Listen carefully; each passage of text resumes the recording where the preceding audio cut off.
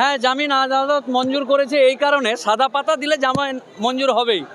আন্দোলন করতে গিয়ে কেউ তো রাহাজানি ডাকাতি করতে যায়নি, আন্দোলন করতে গেছিল সাধারণ মানুষের জন্য। তো পুলিশ লিখবে তো কি লিখবে, আন্দোলন করতে গেছে।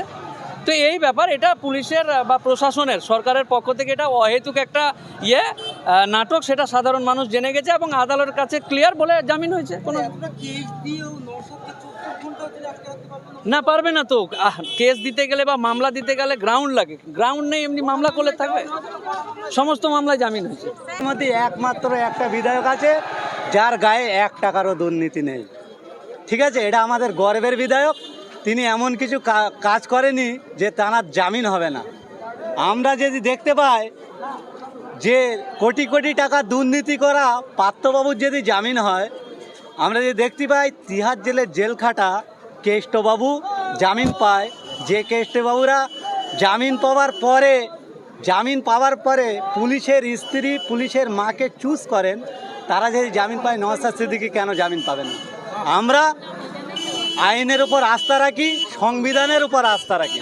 সেই সংবিধান, সেই আইন, অবশ্যই আমাদের কনফিডেন্স আছে আমাদের জনগণের জননেতা নওশাদ সিদ্দিকী মহাশয় নিশ্চয় জামিন পায়। সেই আস্থাটা আমরা রেখেই আজকে এখানে উপস্থিত হই। সূত্রের খবর পেয়েছিলাম যে পুলিশ প্রশাসন নওশাদকে বিভিন্ন ধারায় মামলা দিয়েছিল জেলে আটকে রাখার জন্য।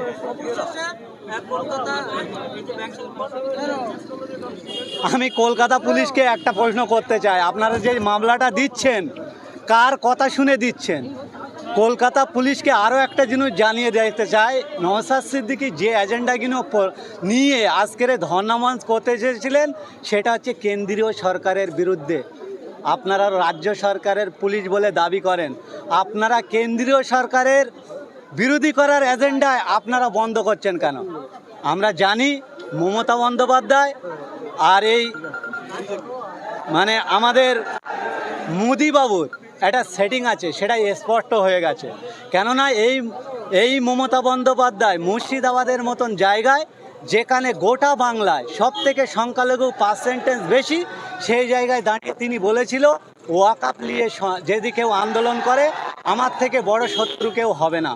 আজকের মমতা বন্দ্যোপাধ্যায় একটা জিনিস কথা বলে, কাজ করে আলাদা, কিন্তু এক্ষেত্রে আমরা দেখলাম মমতা বন্দ্যোপাধ্যায় যে কথাটা দিয়েছিলেন সেই কথাটা রেখেছে। বাংলায় নওশাদ সিদ্দিকী আন্দোলন করছেন, কণ্ঠস্বর হয়ে নওশাদ সিদ্দিকীকে অ্যারেস্ট করে তিনি জেলবন্দি করার চেষ্টা করেছেন। বাংলার মানুষ ডাকছে, বাংলার মানুষ দেখছে, বাংলার মানুষ ভাবছে। এই তিনটো জিনিসের মিশ্রণে একদিন 2011 সালের পূর্বে আপনার ওপর আস্থা রেখে যে বাংলার মানুষ আপনাকে নবান্নের 14 তলায় তুলে দিয়েছে, সেই বাংলার মানুষ আপনাকে টেনে হিঁচড়ে একদিন পথে নামিয়ে আনবে বলে আমরা মনে করছি। এই যে নওশাদ গ্রেফতার হওয়ার আগে বলেছিল আমার ছাড়ার সাথে সাথে আমি আবার সেই ধর্ণা করবো, আন্দোলন করবো, আপনারা কি করবেন?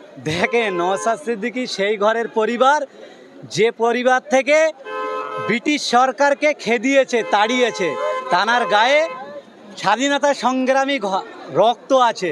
তিনি যে কথাটা বলেন অক্ষরে অক্ষরে পালন করতে চান। আমরা দেখেছি সেই দিনে পুলিশ যখন বাধা সৃষ্টি করেছিল, নওশাদ সিদ্দিকী একটা তরুণ তাজা ছেলে, তিনি ভলিবলের চাপটা ভালো মারতে পারেন, তিনি ইন্টারন্যাশনাল লেভেলের একজন প্লেয়ার, কোন জায়গায় চাপ মেরে বসিয়ে দিতে হয় সেটা তিনি জানেন। আপনারা অপেক্ষা করুন না, নওশাদ সিদ্দিকী কী জিনিস সেটা আমরা হয়তো সাধারণ মানুষ বুঝতে পারি না, মমতা বন্দ্যোপাধ্যায় হাড়ে হাড়ে টের পাচ্ছেন, তাই তিনি নওশাদ সিদ্দিকীকে বসানোর চেষ্টা করছেন। আমি মমতা বন্দ্যোপাধ্যায়কে দৃষ্টি আকর্ষণ করে বলছি, নওশাদ সিদ্দিকী এলোঝেলো খেলোয়াড় নয়, তিনি ন্যাশনাল লেভেলের প্লেয়ার। কোন জায়গায় চাপ মারলে বলটা ড্রপ খাবে সেটা নওশাদ সিদ্দিকী জানে, আপনাকে কোথায় চেপে দিতে হয় নওশাদ সিদ্দিকী জানে। নওশাদ সিদ্দিকী আপনার কোন জায়গায় পৌঁছে দিতে পারে সেটা আগামী দিনে বাংলার শুভবুদ্ধি সম্পূর্ণ মানুষকে নিয়ে, জাত ধর্ম বর্ণ নির্বিশেষে শুভবুদ্ধি সম্পূর্ণ মানুষকে নিয়ে আপনাকে চাপ মারার